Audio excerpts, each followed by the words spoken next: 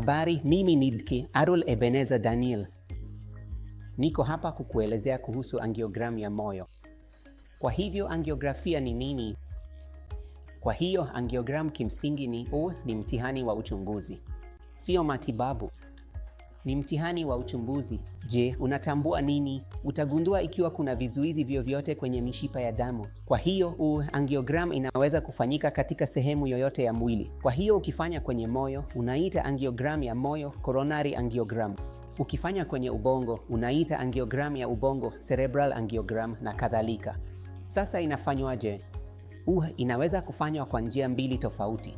Kuna kitu kinachoitwa coronary angiogram na kingine ni angiogram ya moyo ya upasuaji, invasive coronary angiogram. Sasa coronary angiogram ni nini? Kwa hiyo wanadunga dawa maalum mwilini mwako, halafu unalazimika kulala kwenye mashine ya CT scan.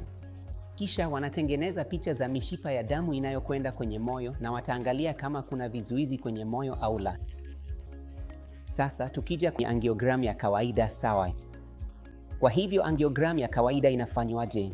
Kwa hiyo sisi tunapata mishipa ya damu kwa mkono au kwa mguu, na sisi tunaingiza katheta ambayo huenda moja kwa moyo na tunaingiza rangi ndani ya moyo na tunaangalia.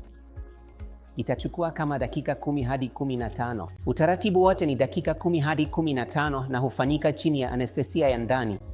Na mtu ambaye anafanyiwa mtihani atakuwa macho na unaweza kuwasiliana na daktari wa moyo. Utakuwa unajiuliza, Mungu wangu daktari, unatuma katheta ndani ya moyo wangu. Ndiyo, tunafanya hivyo. Je, ni chungu sana? Hapana, sivyo kabisa. Hakutakuwa na maumivu wakati katheta inaingia kwenye moyo. Na ni kiwango cha dhahabu cha kukaguliwa kwa mishipa ya moyo.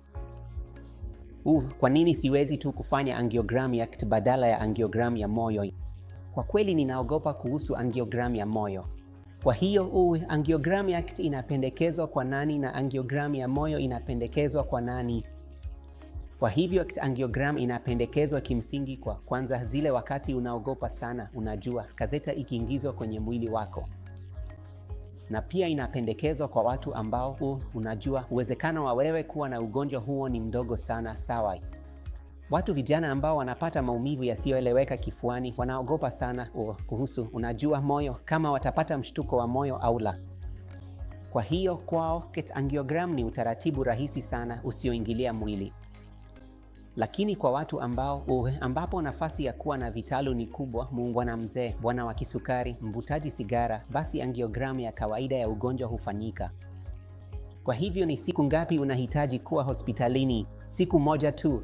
Unakuja asubuhi, unafanya utaratibu, na kisha uende baada ya saa 3-4. Kwa hiyo ndiyo yote.